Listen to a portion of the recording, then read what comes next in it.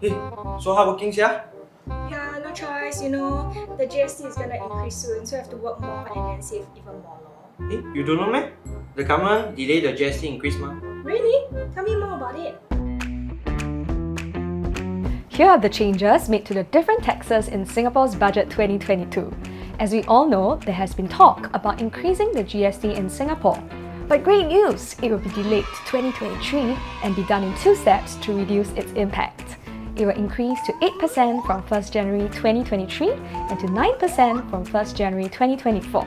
And here are some things that will act as cushions for the increase. Firstly, a total of 6.6 billion is going into an enhanced assurance package, which include a bunch of stuff such as cash payout for Singaporean adults, GSTV cash payout for eligible seniors, and so much more.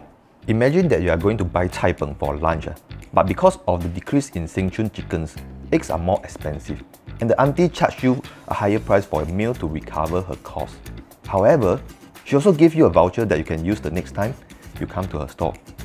That is basically what this assurance package does, and helps you to offset the extra cost from the GST increase. Another thing is the enhancement of the GST voucher scheme, which has increased its accessible income threshold for GST voucher cash payouts from 28,000 to 34,000. This just means that a greater number of Singaporeans will be able to benefit from this scheme, which is of course good news. But not everyone is aware of this new change, so like, subscribe and share the video to spread the good news.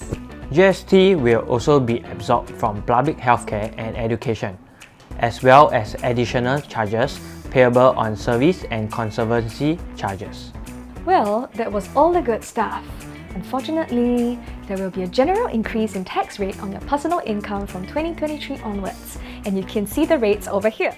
That goes for property tax too, but that will be increased in 2 steps as well to reduce its impact.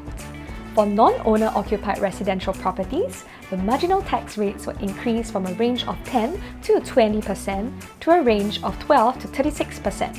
These are your HDBs and condominiums that you own but do not live in. For owner-occupied residential properties, the range will go up from the range of 4 to 16% to 6 to 32% for the portion of annual value in excess of 30,000. These are your normal houses where the person who owns the house uses it as their own home. Since that was a little confusing, here's a question for you to test out your knowledge. Let's say the annual value of the house you own and live in is $48,000. What is the property tax you have to pay in 2024?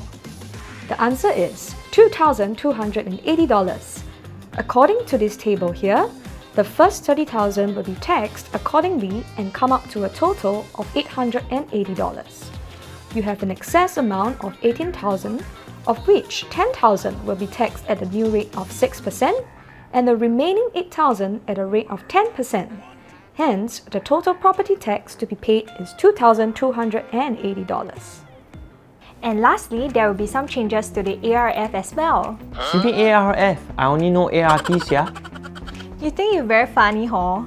ARF is an additional registration fee, a tax you pay when you register a vehicle in Singapore, which is based on percentage of an open market value of your vehicle, and it sets to increase for luxury cars with an additional tier for cars with an OMV more than 80,000.